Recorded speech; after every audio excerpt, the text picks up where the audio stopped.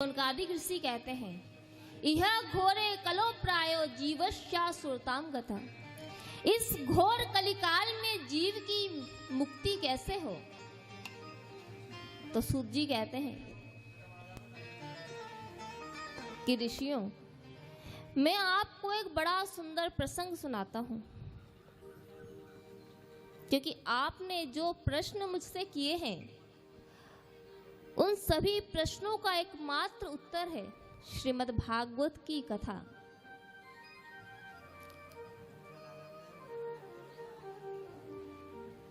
एक बार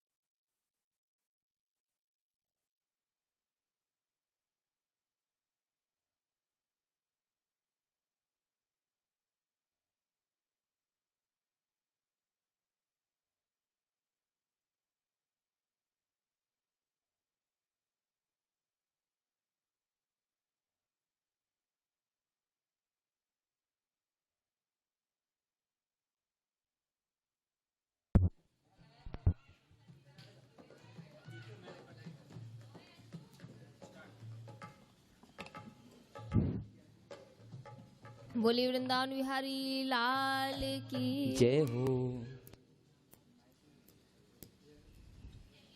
श्री सूत जी कहते हैं कि ये श्रीमद् भागवत की कथा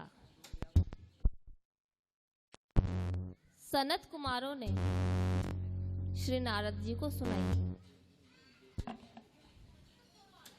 तो सोनकादिक ऋषि कहते हैं कि प्रभु, हमने तो सुना है कि नारद जी एक स्थान पर एक क्षण से ज्यादा ठहर नहीं सकते, और श्रीमद् भागवत की कथा में तो 7 दिन तक एक ही स्थान पर कथा सुनी जाती है। तो नारद जी जैसे संत ने 7 दिन तक श्रीमद् भागवत की कथा कैसे श्रवण की, क्या वृत्तांत है, आप हमें बताइए। तो सूत जी कहते हैं कि एक बार श्री नारद जी इस पृथ्वी को श्रेष्ठ समझकर के पृथ्वी पर आए।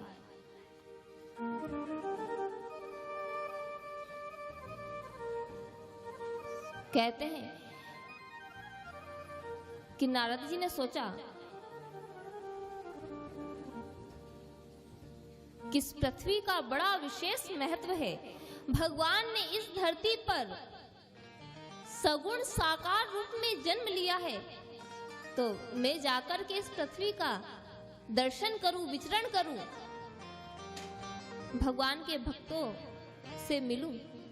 तो श्री नारद जी इस पृथ्वी को श्रेष्ठ समझकर के पृथ्वी पर विचरण करने आए। अनेकों तीर्थों में गए, हरिद्वार, काशी, प्रयाग, सभी जगह गए, लेकिन कहीं भी श्री नारद जी को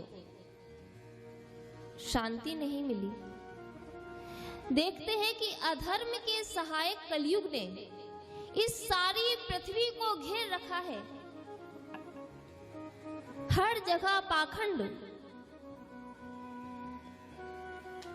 व्याप्त है।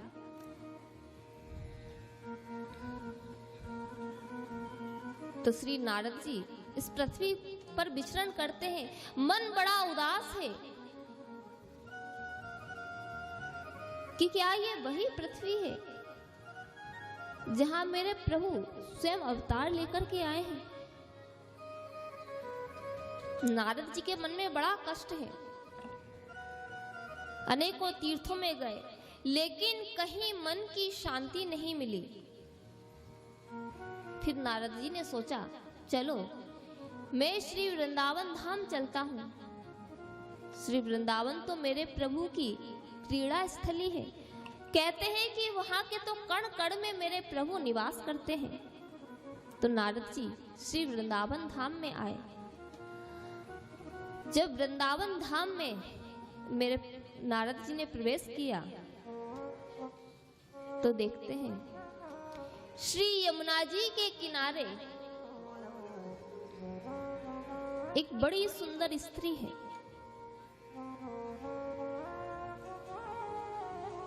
वो रुदन कर रही है। उसके पास दो पुरुष एकदम अचेत अवस्था में पड़े हुए हैं, गोद में सिर है और वो सुंदर नव युवती स्त्री उनके सिर पर हाथ फेरती है, रोकर के उन्हें सचेत करने का प्रयास करती है और चारों दिशाओं में ऐसे देखती है कि मानो अपनी सहायता के लिए किसी को पुकार रही है। जब नारद जी ने उस स्त्री को देखा तो मन में शंका हुई कि इतनी सुंदर स्त्री और इसकी गोद में दो वृद्ध पुरुष अचेत अवस्था में पड़े हैं, आखिर वृत्तांत क्या है। तो नारद जी उस स्त्री के पास गए और कहते हैं, वृथा खेद यसे वालो अहो चिंता तुरा कथम। हे देवी, आप कौन हो और आप रुदन क्यों कर रही हो? और ये जो दो पुरुष आपकी गोद में पड़े हैं, ये कौन है? कृपा करके आप मुझे बताइए। जब नारद जी ने ये प्रश्न किया तो भक्ति देवी तो और रोने लगी। कहते हैं ना कि जब कोई हमारा हाल पूछता है तो हम और तेज रोने लगते हैं। मन में ये लगता है कि ये हमें कितना प्रेम, हमारे लिए कितना चिंतित है।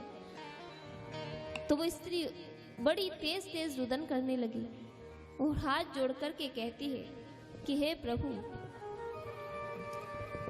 मेरा नाम भक्ति है। मैं दक्षिण भारत में द्रविड़ देश में उत्पन्न हुई, कर्नाटक में बड़ी हुई, महाराष्ट्र में सम्मानित हुई।